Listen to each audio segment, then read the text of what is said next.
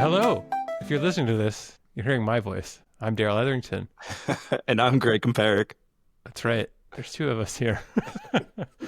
Hey, actually, you might be watching this. We're now doing video product, which for us is, I think, new. For me, it's new. Yeah, I'll say I hooked this camera up about 30 seconds ago. I'm pretty sure it's working. I can see Amazing. myself on the screen. I'm pretty sure this camera is technically connected. Yeah, if a podcast this will be. You will hear about how we are doing things and why we are doing things and why we think they're good and why we are maybe skeptical of whether they will work or not. We're very much building this plane on the fly, but if you're listening to us, then you've somehow found the podcast in your podcast feed or on YouTube, and it is called Artifactor as of right now. If that is the title that you're reading on your screen, then We'll see we've if already that name succeeded. sticks.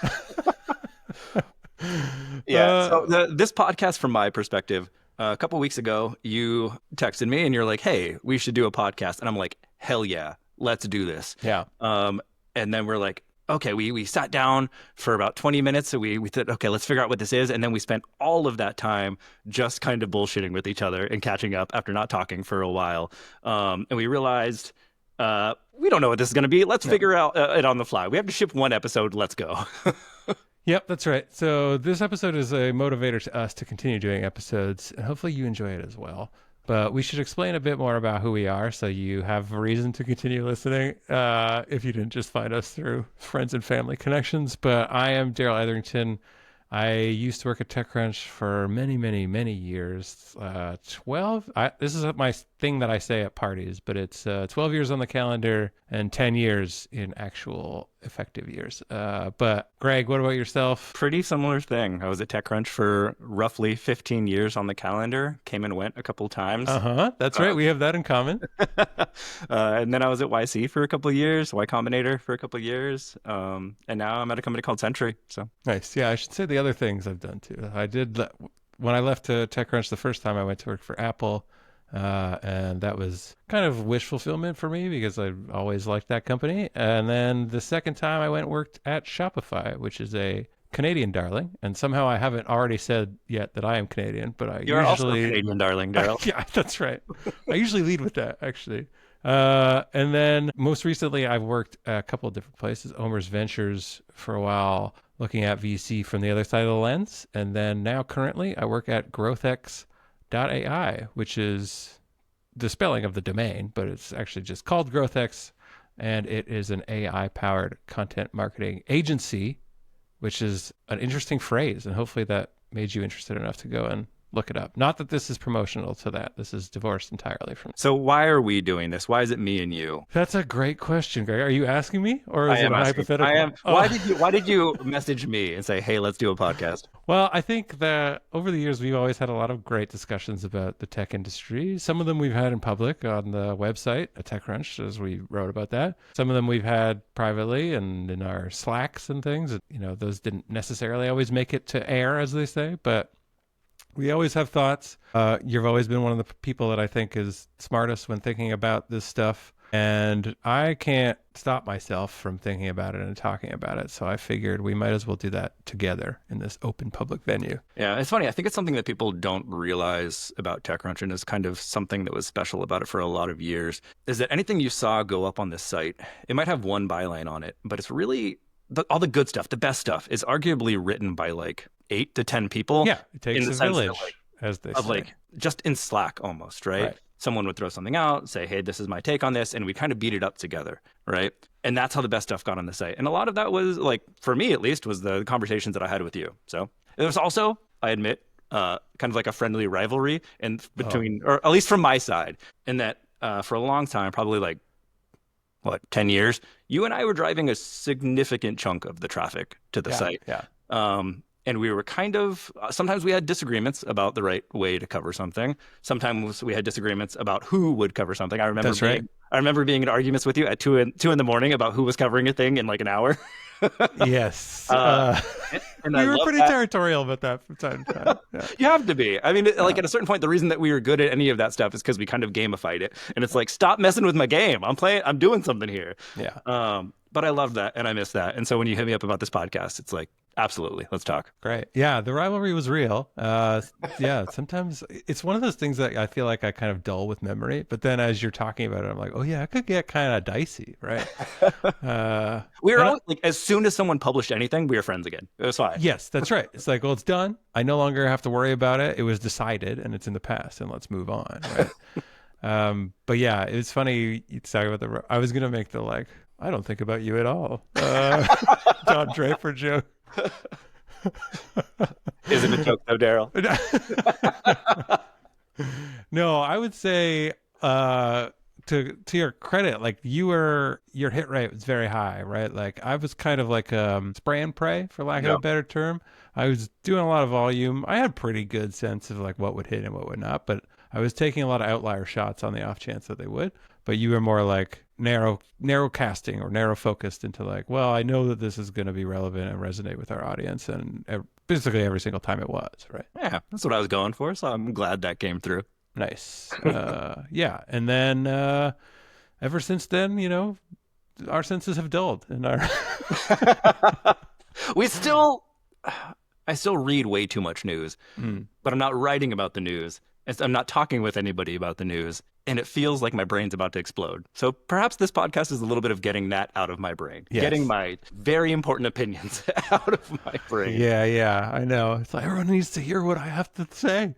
But I do have a newsletter for that, but I think this is a very different working out, right? Like the process of writing a newsletter is more of a in repose, refinement, solo thing. Like you take inputs and stuff, right? But you like, at least the newsletter I write is mostly column driven. So I'm percolating on my thoughts and then they come together and then I put them out in a somewhat format refined way. Whereas here it's going to be a lot of off the cuff and a lot of like maybe more emotional reaction to some of the news that's out there, right? Yeah, I think so. Yeah.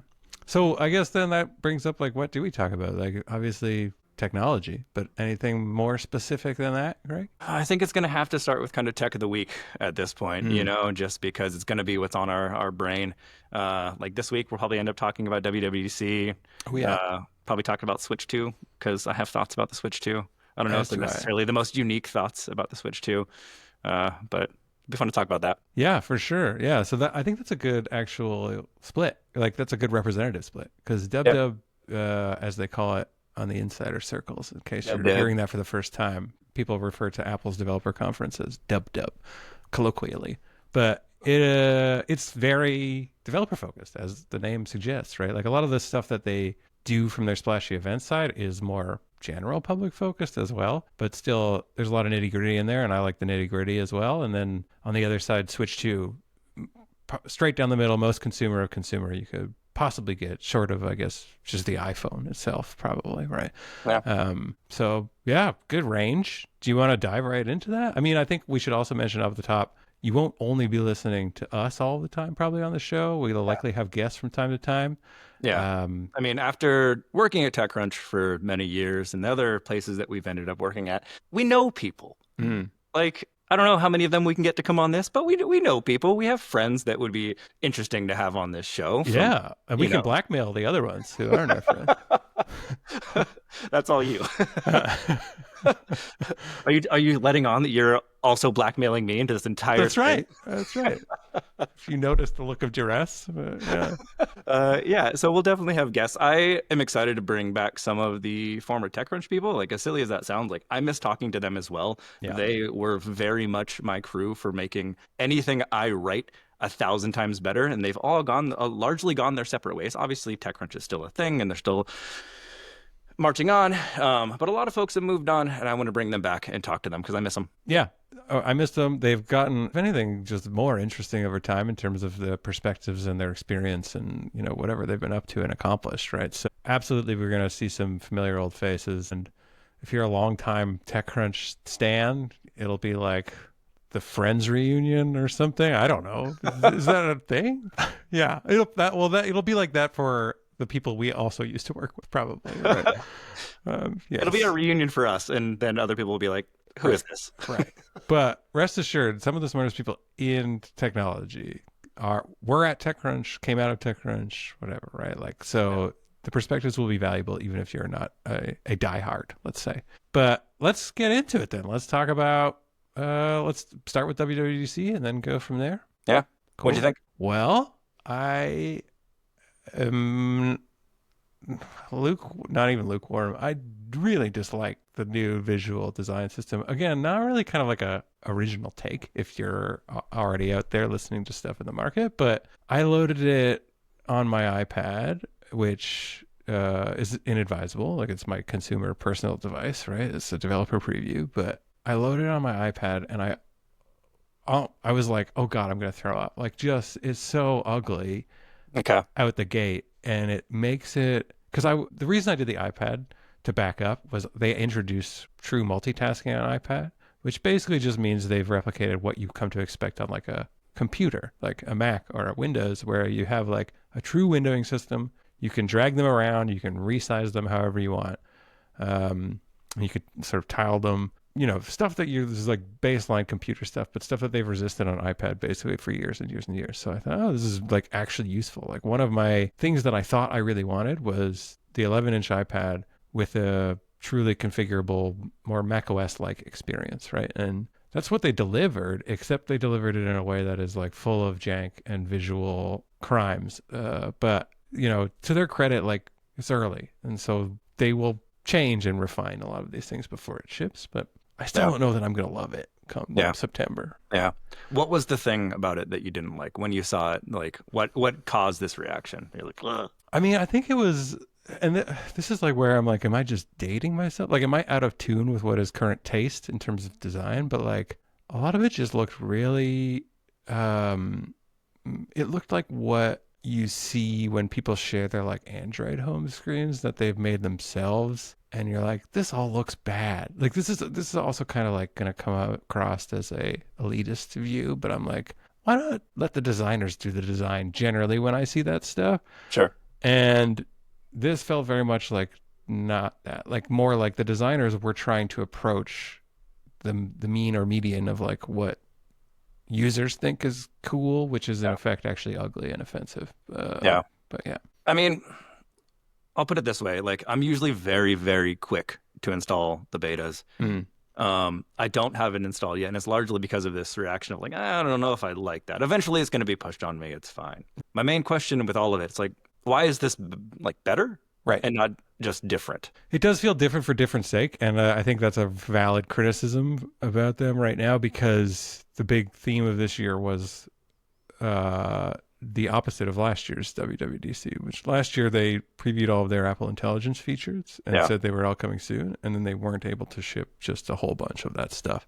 And this year they clearly were like, we are not going to talk a lot about our innovations in AI because they have so far fallen very short of the mark. And also, we're not super confident that we're going to be able to deliver an awesome experience. I am very intrigued. I am very intrigued by the idea of them opening up local LLM stuff to developers.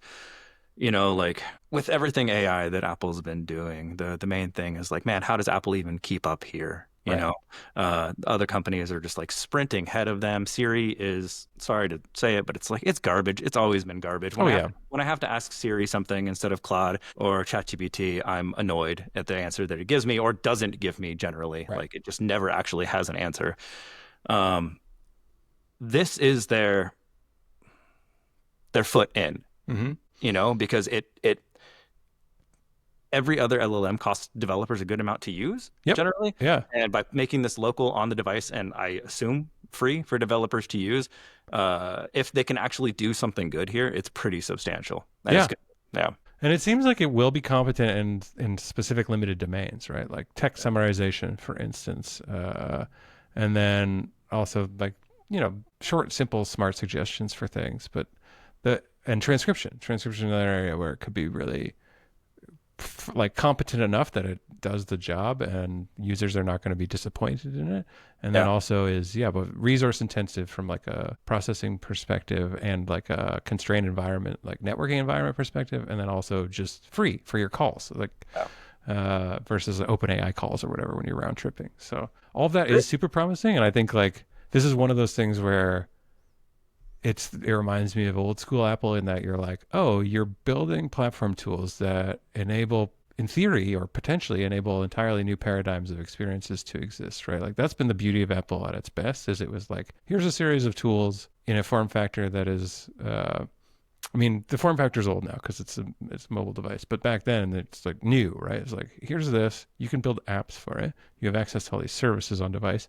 We don't really know what you're going to do with that, but you can go forth and try. And then as a result of that, you get things like Uber, right? Which is like, oh, that's transformational. So it'd be great if this ends up like leading to one of those kinds of revolutions where we have a bunch of experiences that we just never imagined and developers are smart enough to come up with. Yeah. Can I mention one thing about the new iOS that I'm actually a little worried about? Like, I'm not sure, like they have to do it absolutely perfectly or it's going to eventually kind of blow up in their face.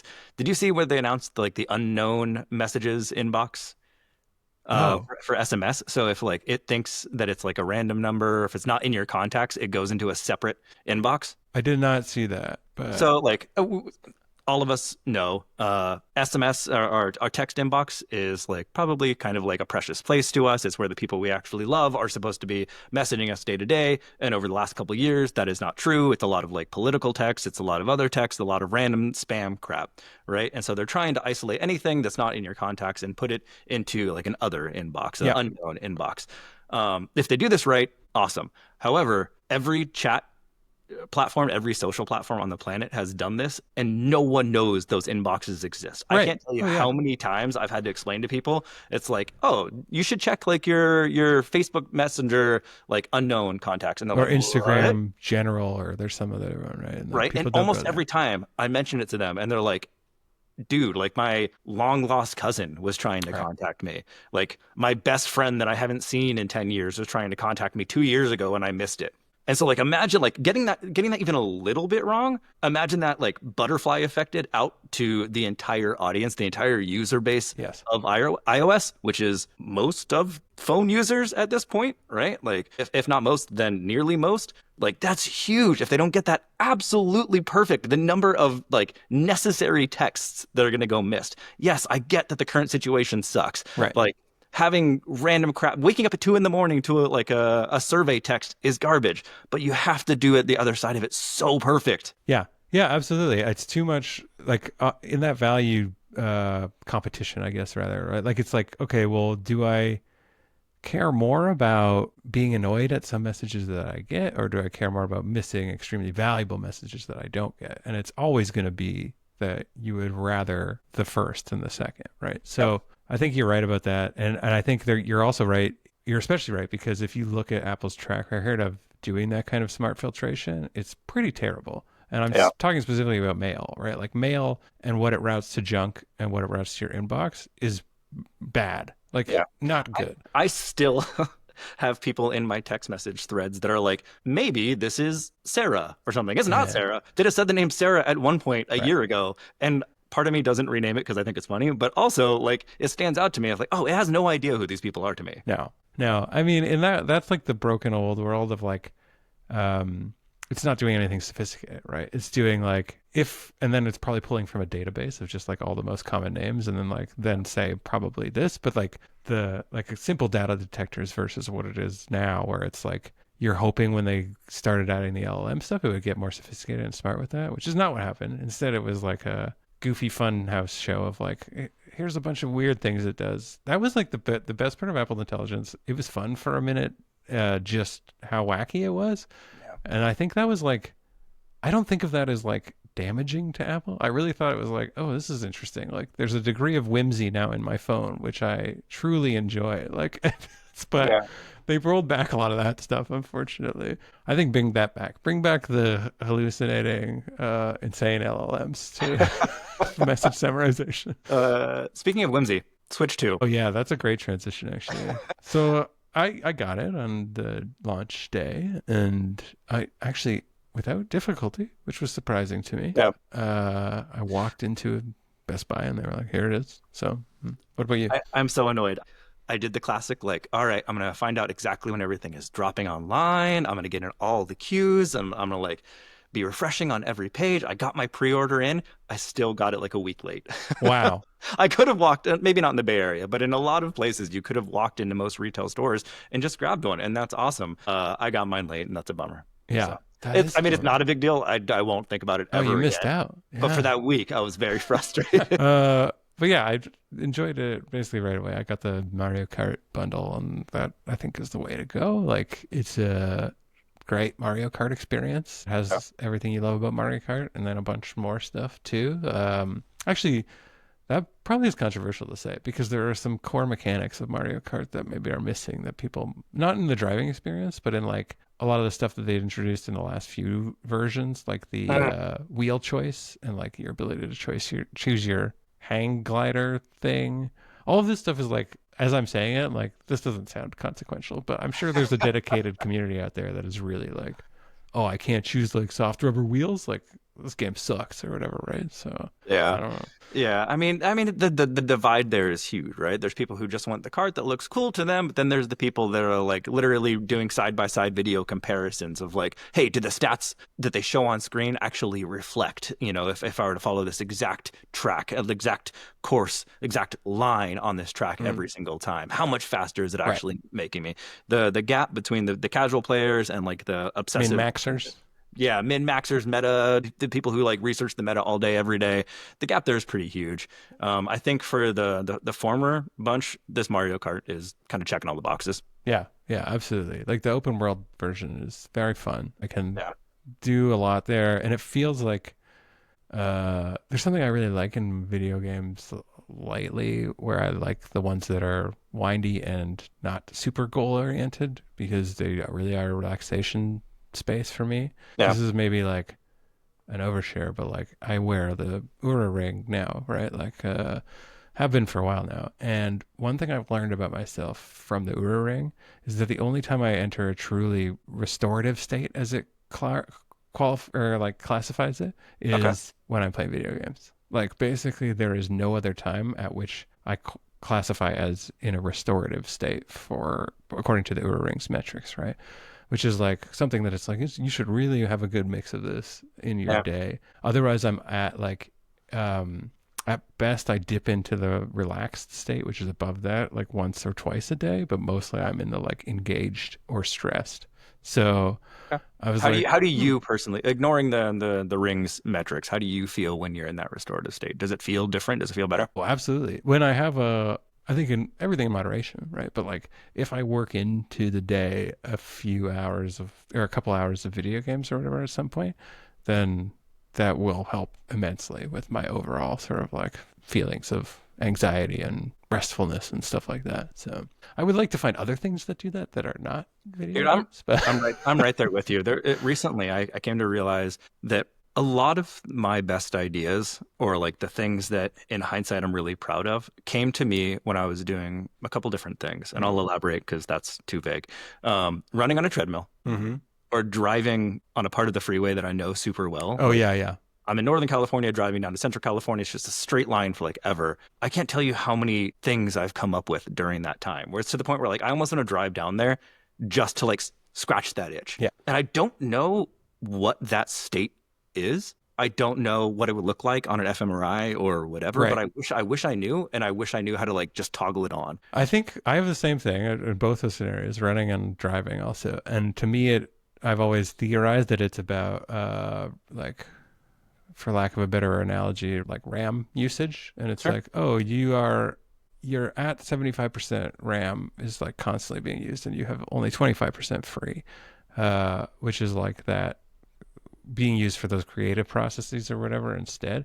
But like, for some reason, for it to be effective, I need that chunk to be allocated and unavailable, because otherwise I'll be too frenetic and all over the place. And like, absolutely. It's like it's occupying the part of my brain that would usually grab whatever I'm thinking about and be like, think about this instead. Yeah, right. No, you got to do this. You know, like, you got to fix this. You got to work on this part of your house.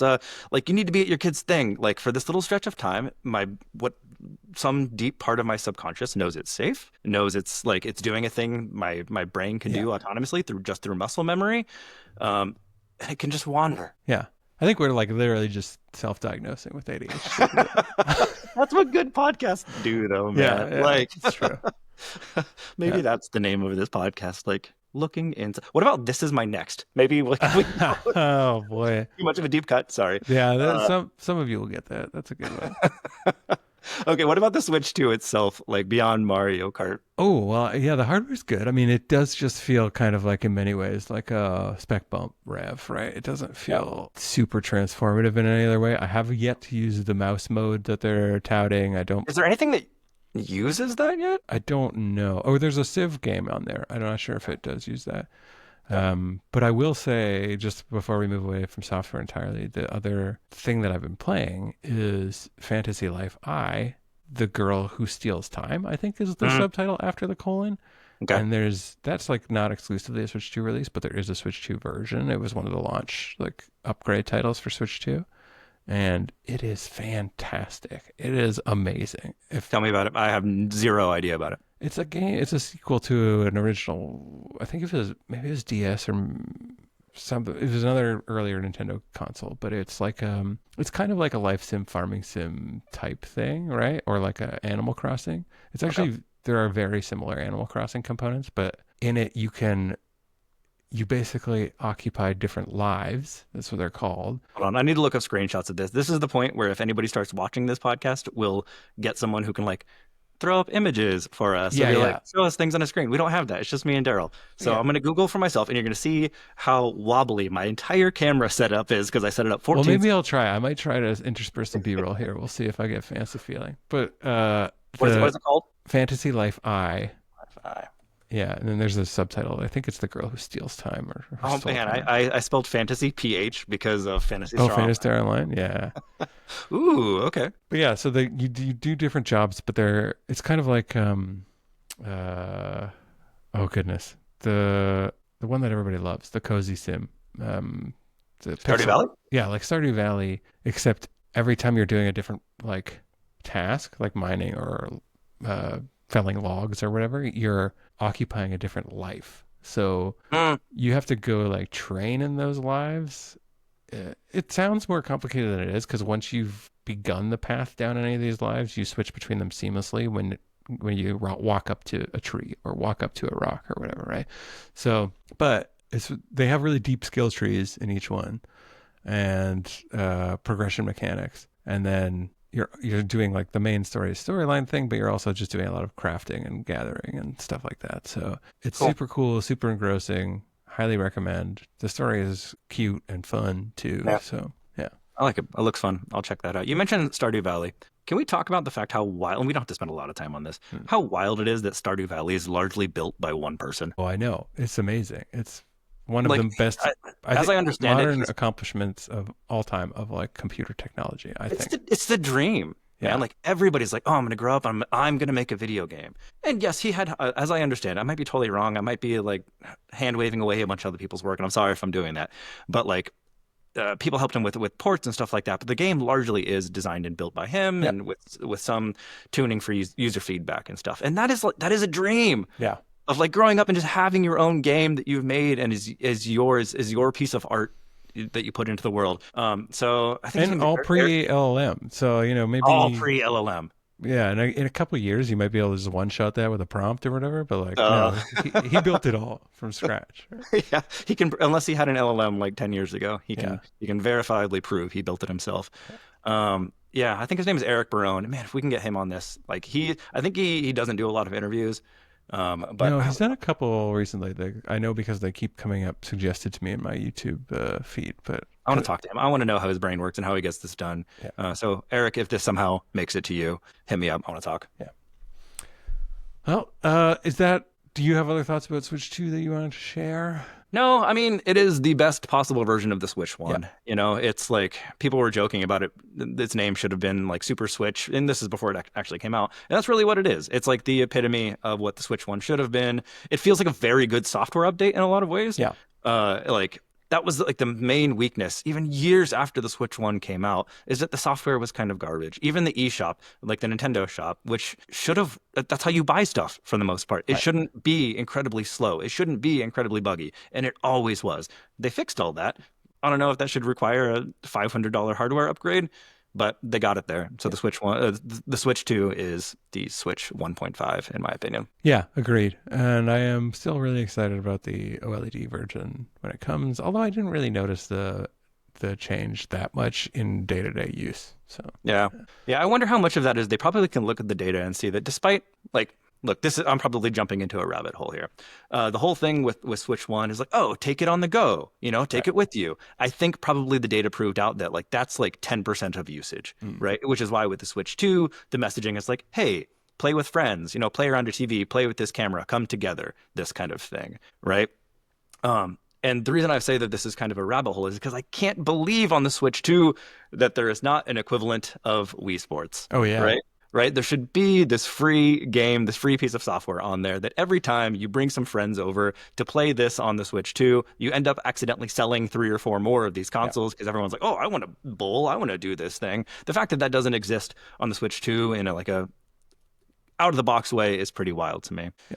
It is weird, yeah. It feels out of step with Nintendo's whole identity, and so does some of the emphasis. Like they emphasized, I think, performance in a way that they don't usually do, which is also unusual. So like that's kind of like the sign that like exactly as you put it, it's a 1.5, right? Because normally if they're doing a true new console generation, they're not going to place much emphasis at all on performance, and it's going to be all about experience, right? I simultaneously, I love my Switch 2, and I wish I didn't have to buy my Switch 2 to get what this is. Like, I wish it was just my Switch 1 still. So, All right. Well, I think that probably does it for us for this first episode. We've gone. Can we call this episode 0? Yeah. Officially call this episode 0. All right. Yeah. I don't know if that will break everything in the internet. If Spotify or whatever says this is episode 1, it's lying. Yeah. We might have to go with that. Otherwise, we'll be out of step with numbering for forever. But I think they let you put up like a preview episode or something. So we'll see how it goes. All right, Greg. Great talking to you as always. And I think no worse now that we're doing it in public. Maybe better. Yeah. See you next time.